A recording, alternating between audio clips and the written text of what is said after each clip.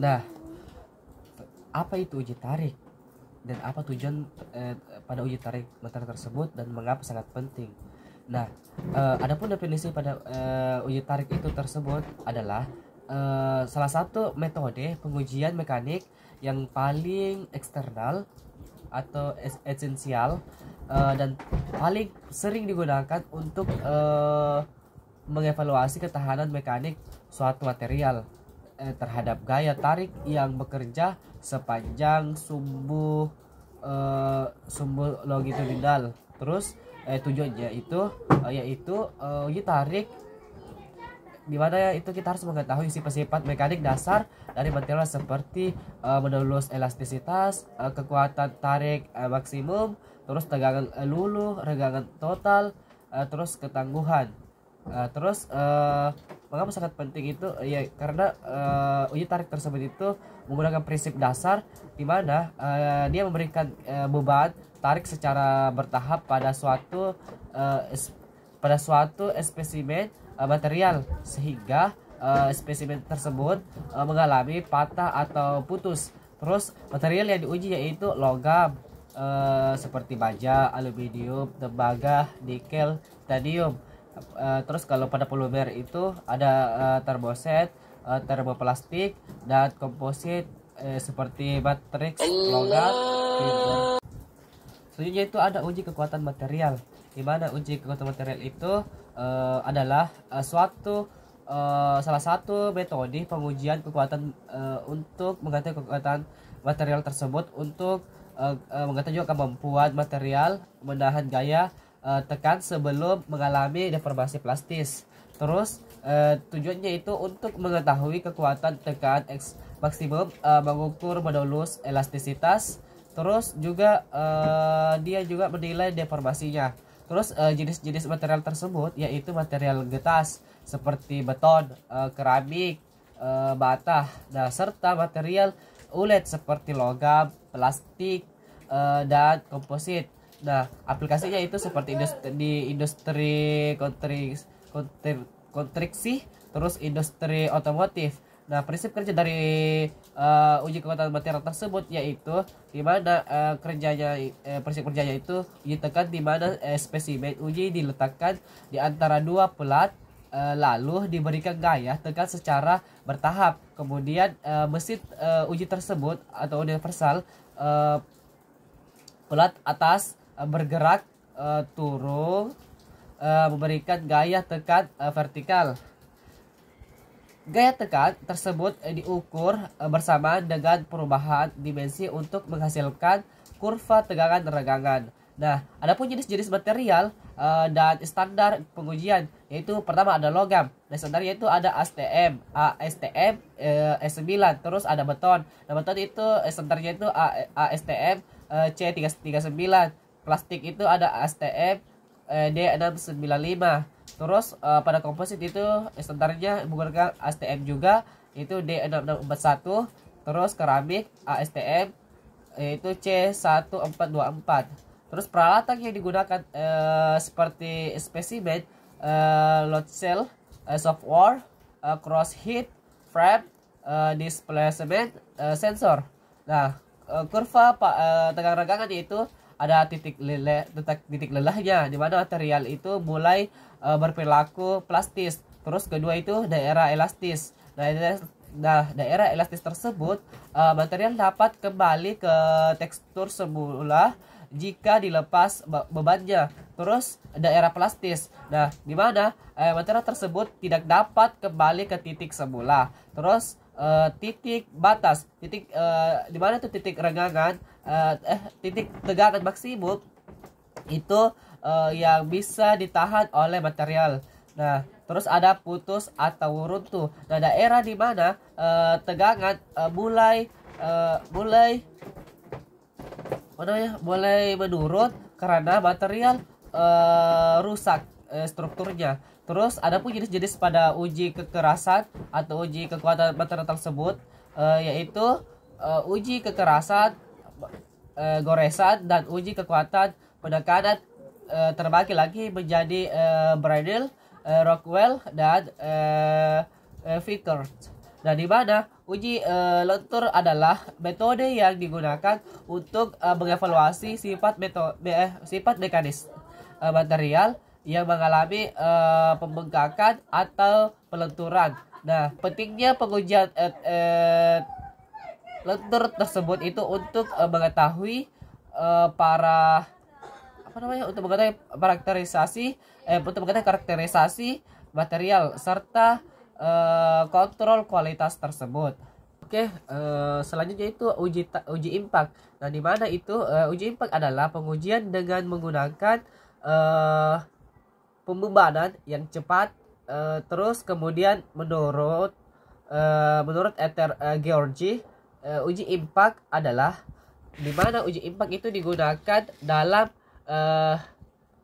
menentukan kecenderungan material untuk rapuh atau ulet berdasarkan sifat ketangguhannya. Nah, adapun tujuan pada uji impact tersebut yaitu pertama itu kita harus mengetahui ketahanan material terhadap beban kejut atau impact load. Terus kedua itu kita juga harus membantu pemilihan dan pengembangan material yang sesuai kebutuhan industri. Terus ada yang ketiga itu kita harus menilai kemampuan material dalam menyerap energi sebelum patah. Nah, prinsip kerja pada uji impact tersebut yaitu di mana kita menghitung energi yang diberikan oleh beban dan menghitung energi yang diserap oleh spesimen hingga patah. Terus metode uji impact yaitu di mana ada dua. Ibarat uji Karpi menggunakan pendulum untuk menghantam spesimen dengan energi tertentu pada bagian tengah. Terus kedua itu ada metode uji yang untuk ISAT itu menghantam spesimen menggunakan pendulum tetapi tidak konfigurasi berbeda yaitu pada bagian atas. Terus selanjutnya itu ada uji kelelahan, di mana uji kelelahan itu adalah pengujian yang digunakan untuk mengevaluasi ketahanan suatu material terhadap beban berulang. Nah, tujuannya itu pertama itu kita harus menentukan batas lelah. Kedua itu kita harus menganalisis perilaku material. Ketiga itu kita harus mendapatkan data untuk desain. Terus yang terakhir itu atau yang keempat itu kita harus mengidentifikasi faktor yang mempengaruhi kelelahan tersebut. Nah, adapun prinsip kerja pada pengujian kelelahan yaitu di mana melibatkan penerapan beban berulang pada spesimen material untuk mengevaluasi ketahanan dan umur kelelahan material tersebut.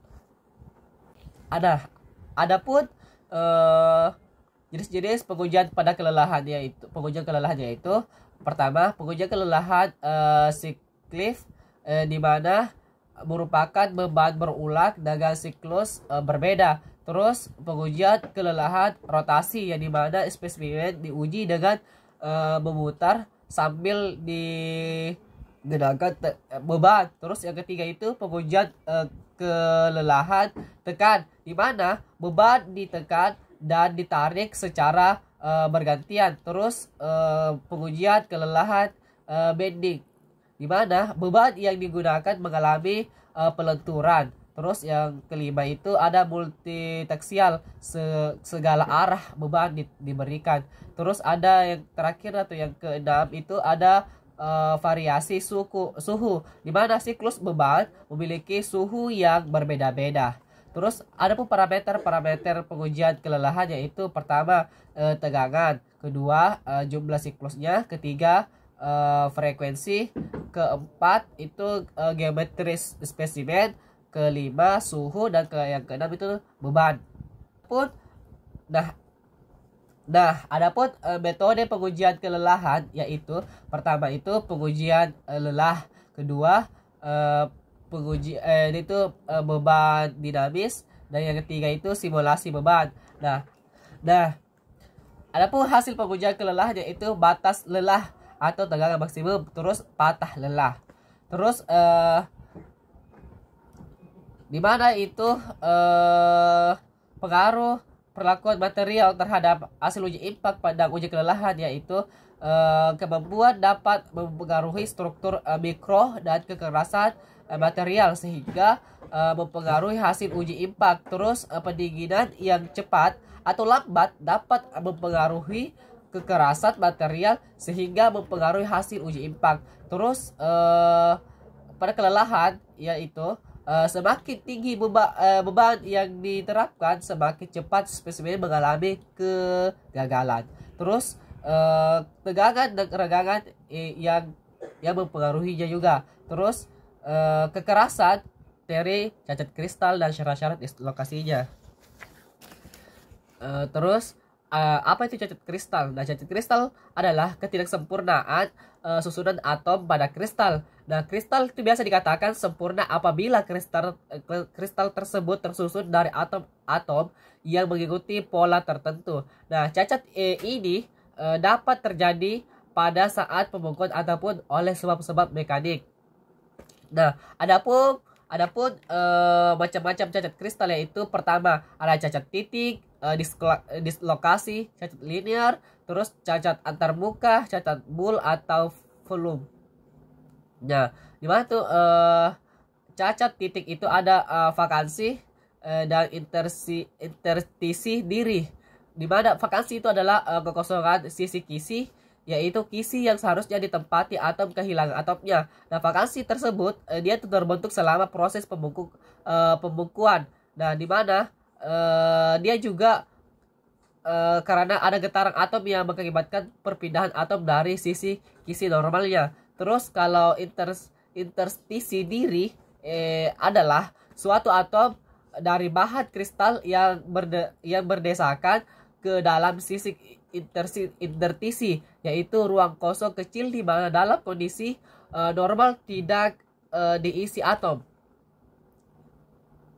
Nah, ada juga impuritas pada bahan padat, yaitu dua jenis cacat yang terjadi jika atom impuritas ditambahkan pada host. Nah, terus kalau pada dislokasi cacat linear itu ada dislokasi sisi dan dislokasi ulir.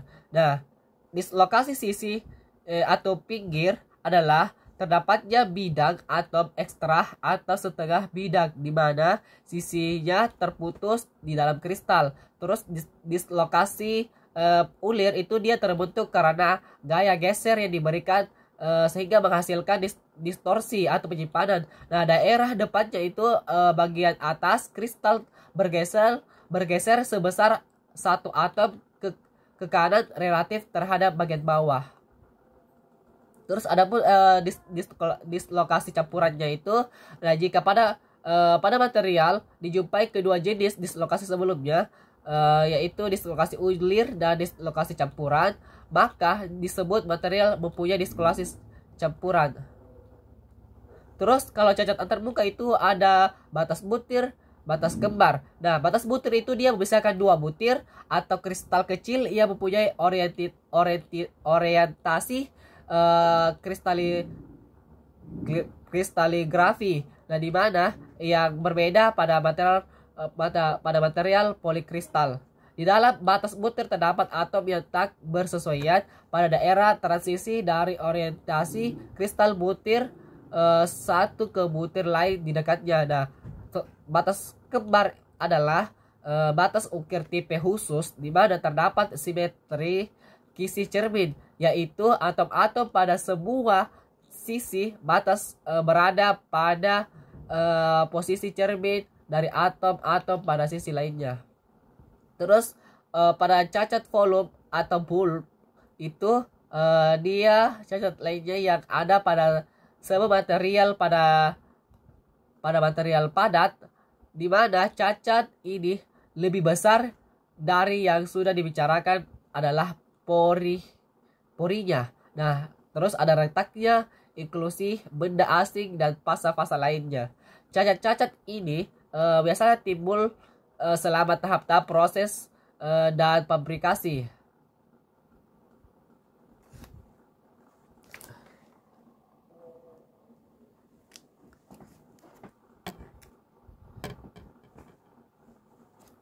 Nah, selain itu Adapun materi selanjutnya itu sifat-sifat dislokasi, di mana dislokasi itu adalah suatu pergeseran atau pergerakan atom-atom di dalam sistem kristal logam akibat tegangan mekanik yang dapat menyebabkan deformasi plastik.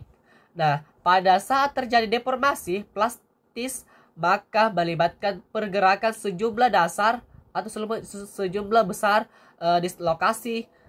Sebuah dislokasi sisi bergerak sebagai respon terhadap regangan geser yang diterapkan sehingga akhirnya menimbulkan deformasi plastis. Nah, sini ada dua jenis dislokasi, yaitu dislokasi tepi dan dislokasi ulir. Nah, adapun jenis-jenisnya pada dislokasi ulir dan tepi itu yang pertama pada ulir, yaitu terjadi karena pergeseran spiral atom dalam kisi akibat gaya geser. Terus ciri khasnya itu vektor Burger sejajar dengan garis dislokasi. Terus kalau pada tepi itu dia terjadi karena adanya bidang atom tambahan yang menyusup ke dalam kisi kristal. Nah, ciri khasnya itu vektor Burger-nya tegak lurus. Terus dia itu tegak lurus terhadap garis dislokasi. Nah, adapun sumber-sumbernya itu ada proses pembekuan kristal, terus deformasi mekanik, terus pendinginan cepat. Dan ada juga penyinaran atau iradiasi, terus ada sumber infrared.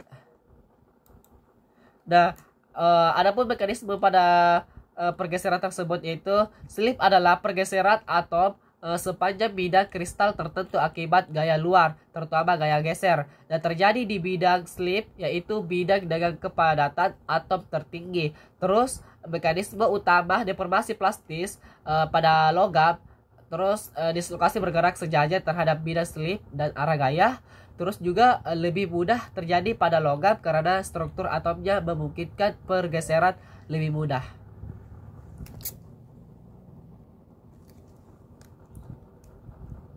Nah, selanjutnya itu ada sistem sensor kristal, di mana itu ada beberapa jenis sensornya. Itu pertama ada sensor piezoelektrik, di mana itu prinsipnya ada prinsip dasarnya bahan piezoelektrik dan aplikasi sensor tersebut. Dan di mana efeknya itu dia mengubah tekanan mekanisme menjadi listrik melalui pergeseran muatan dalam kristal. Nah, prinsip fundamental ini dia itu mendasari sensor piezoelektrik. Terus efek selanjutnya itu dia juga mengubah tekanan mekanisme menjadi listrik melalui pergeseran muatan dalam kristal. Ya, terus itu ada sensor kuarsa. Nah, dia itu prinsip kerja sensor kuarsa itu dan aplikasinya serta keunggulan sensor kuarsa itu di mana dia bekerja berdasarkan efek pada efek piezoelektrik dan mengubah tekanan mekanisme menjadi sinyal listrik melalui deformasi kristal kuarsa. Terus sensor kuarsa juga digunakan dalam jam, perangkat elektronik, sistem navigasi, terus pada instrumen medis karena akurasi dan stabilitasnya itu sangat tinggi. Terus juga dia memiliki sensitivitas tinggi, stabilitas frekuensi, ketahanan terhadap suhu ekstrim, dan umur pakai yang panjang. Terus ada pada sensor piroelektrik, di mana prinsip kerjanya itu sensor tersebut mengubah perubahan suhu menjadi sinyal listrik melalui kristal yang menghasilkan muatan listrik saat terjadi perubahan temperatur. Terus struktur kristal tersebut itu dia terdiri dari kristal polar seperti litium, tantalate atau barium, titanate yang memiliki struktur asimetris memungkinkan efek piroelektrik terjadi. Selanjutnya itu materi penguatan melalui penyusuan ukuran butir.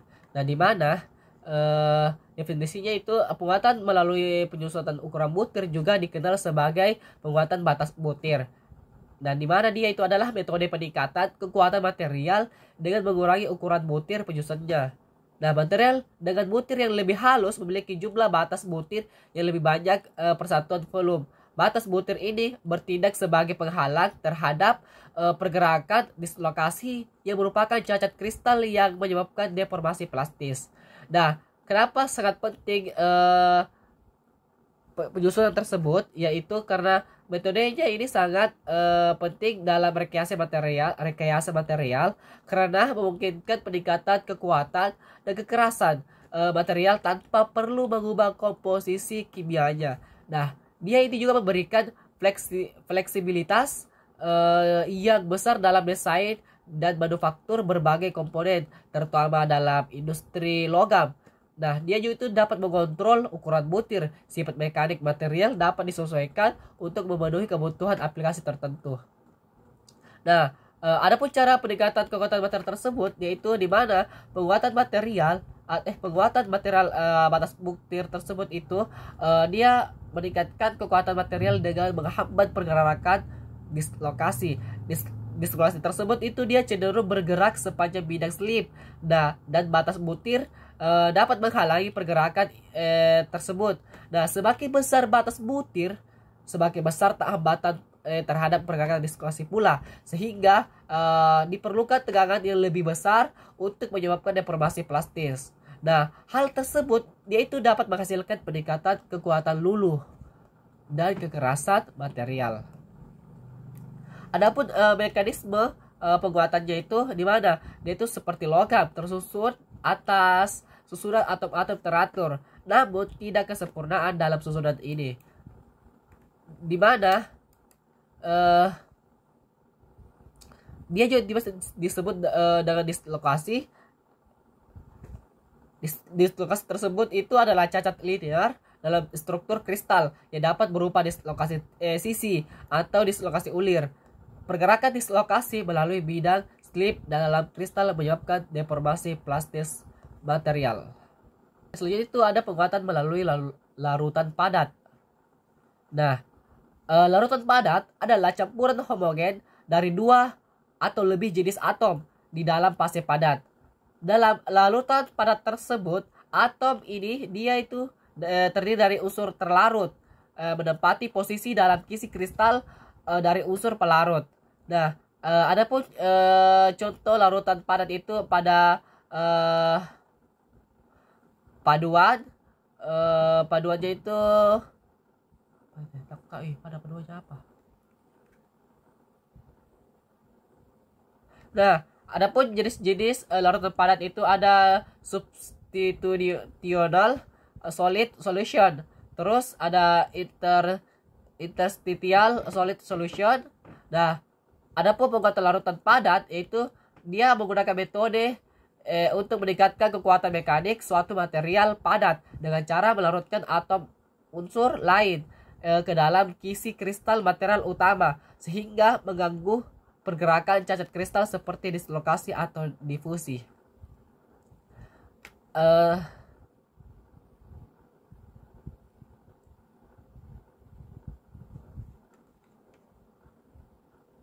Adapun faktor-faktor yang mempengaruhi efektivitas yaitu pertama itu perbedaan ukuran atom, terus konsentrasi atom, terus perbedaan modulus elastisitas, terus ada juga perbedaan elektronegativitas, terus tipe dan distribusi larutan, dan yang terakhir itu suhu operasi atau lingkungan. Itu ada penguatan regangan atau materi terakhir dari mata kuliah struktur elastisitas bahan. Nah, di mana mekanisme penguatan pada material tersebut yaitu hubungan antara pergerakan dislokasi dan sifat mekanik. Nah, kemampuan suatu material untuk mengubah secara plastis tergantung pada kemampuan dislokasi untuk dapat bergerak. Dengan mengurangi pergerakan dislokasi, kekuatan mekanik dapat ditingkatkan, di mana disebabkan energi mekanik dan dibutuhkan untuk membuat deformasi plastis akan semakin besar. Dan salah satu mekanisme penguatan pada material yaitu penguatan regangan. Nah, Regangan tersebut itu adalah ukuran perubahan bentuk relatif suatu material akibat gaya. Regangan tidak memiliki satuan karena merupakan perbandingan antara dua panjang.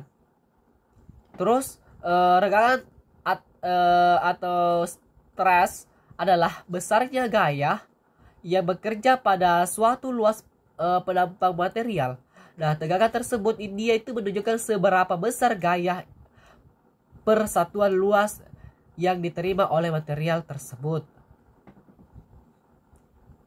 Nah, penguatan regangan adalah mekanisme penguatan pada material di mana suatu material menjadi lebih kuat dan lebih keras saat mengalami deformasi plastis. Ini biasa terjadi karena gerakan dan penumpukan dislokasi seperti cacat garis dalam struktur kristal. Terus di dalam material juga, selain itu dikenal juga sebagai pegerasan kerja yang terjadi setelah titik luluh di wilayah plastis kurva. Nah, di mana tegang regangannya saat material terus mengalami deformasi di bawah tekanan yang meningkat.